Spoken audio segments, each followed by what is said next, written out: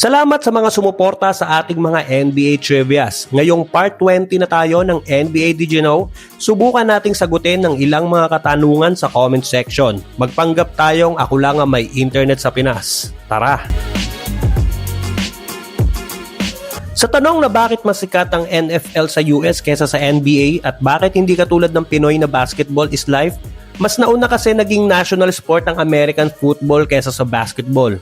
Yung college football games noon pa lang early 1900s, pinupuno na yung malalaking stadium. Kaya bago pa nakilala sina Michael Jordan o Magic Johnson, established na agad ang football bilang pang all-American sport.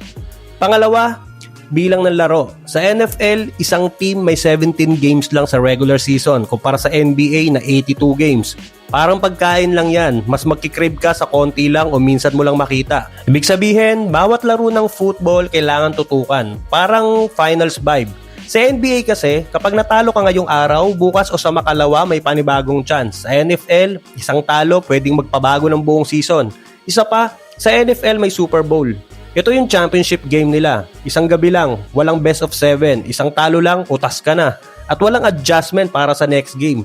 May halftime show pa. Yung mga artists, parang dun inuubos yung talent nila. Minsan 15 minutes performance. So sa US, NFL number 1. Pero kung pambuong mundo, NBA yan syempre.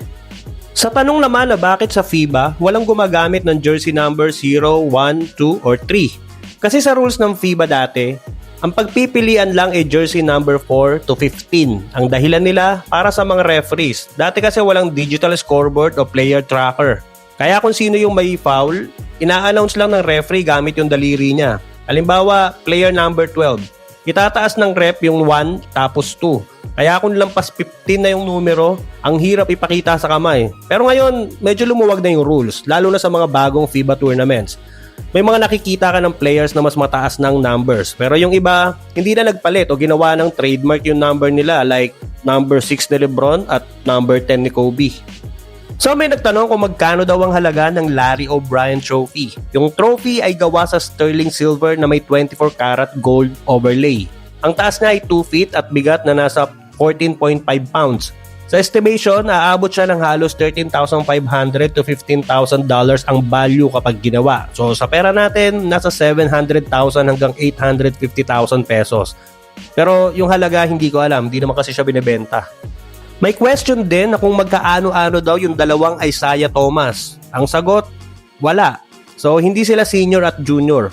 Una, yung spelling pa lang magkaiba na. Yung Hall of Famer mula Detroit Pistons ay Isaiah, kulang ng letter A. Samantalang yung mas modern na guard na naglaro sa Celtics at iba pang team ay Isaiah. Pero yung pangalan ni IT, yung mas maliit, binasi talaga kay IT na mas matanda. O diba? Tama na, ang gulo pag-usapan. Ano daw ang difference ng waive at buyout? Simplify natin. Imagine player ka, may 10 million na kontrata, fully guaranteed. Pag na-waive ka, may 48 hours kang hihintayin o waiver wire kung may ibang team na sasalo ng 10 million mo. Kung wala, babayaran na lang ng team yung 10 million sa'yo tapos papakawalan ka na. Same scenario, pag na-buyout ka naman, yan yung parang binabarat ka na ng team mo. Halimbawa, imbis na bayaran ka ng 10 million para makalaya ka na, susubukan nila makipag-negotiate sa'yo na kung pwede 7 million na lang o 6 million. Matapos lang ang kontrata mo. Tapos, free agent ka na at pwede ka na pumirma ng bagong kontrata sa ibang team. At last, kung ang players daw ay may own team plane sa pagta-travel, saan naman daw ang referee? Well, dahil hindi sila part ng kahit anong team, hindi sila pwedeng makisabay. Ginawa mo naman patrol ng barangay. Sila ay via commercial flights pero hindi economy. Standard benefit ng NBA referees ang first class ticket. Ibig sabihin, pumipila sila sa airport at nag-check-in gaya ng normal passengers. Pero diretso sila sa first class section kaya komportable pa rin ang biyahe kahit araw-araw ang lipad.